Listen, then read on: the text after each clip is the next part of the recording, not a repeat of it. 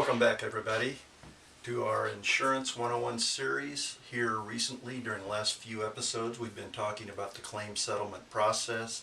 I wanted to go into a little more detail on that so you could get a little bit better understanding of how the entire process works.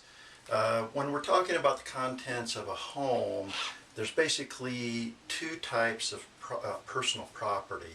You have your unscheduled personal property and then your scheduled personal property. So this is how the two types of properties are broken down.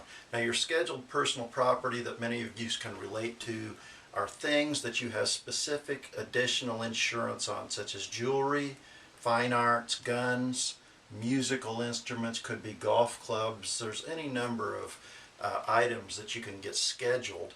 These scheduled items have an agreed to value between you and the insurance company, and this is usually set by an appraisal of some sort that is done.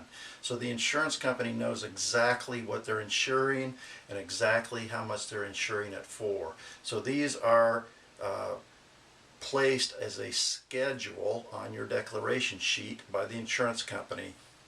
That's insurance over and above what your regular contents coverage is. Now, your contents coverage is all of your unscheduled personal property. I just call it your stuff.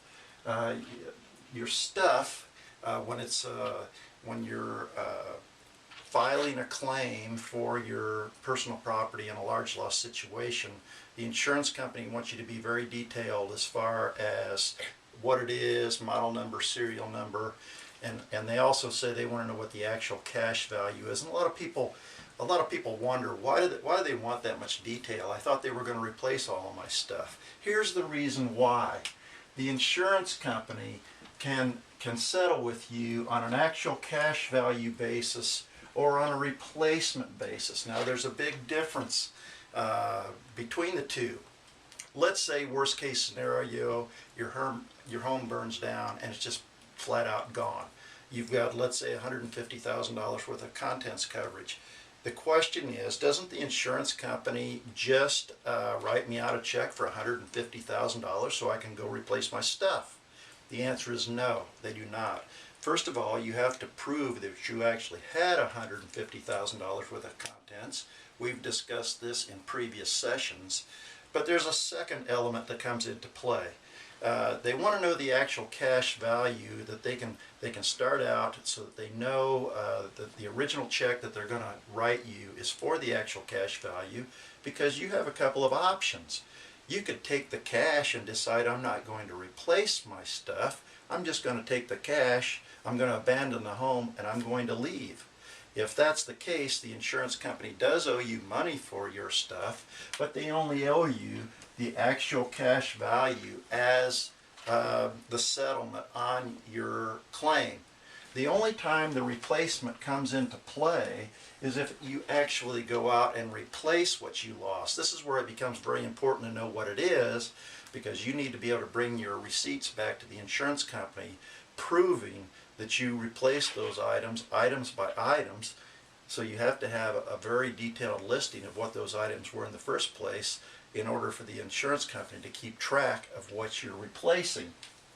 The other thing that comes into play that a lot of people don't understand is the insurance policy reads that they must replace or repair your stuff with like, kind, and quality. In other words, if you had a low grade, a low point, price point refrigerator, and you want to go out and replace it with a high point refrigerator way on the other end of the scale, that's not what the contract is about. They're only on to replace what you lost with like, kind, or quality, or the insurance company also has the option to repair it. Less depreciation. So again, there's a lot of play that comes in here that people don't understand how these insurance policies work.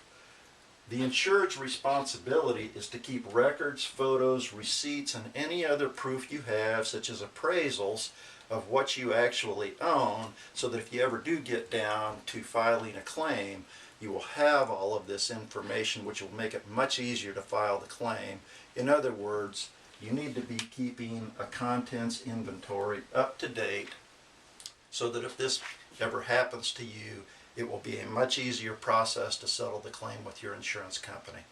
That's it for now. Hope this has been helpful. See you the next time.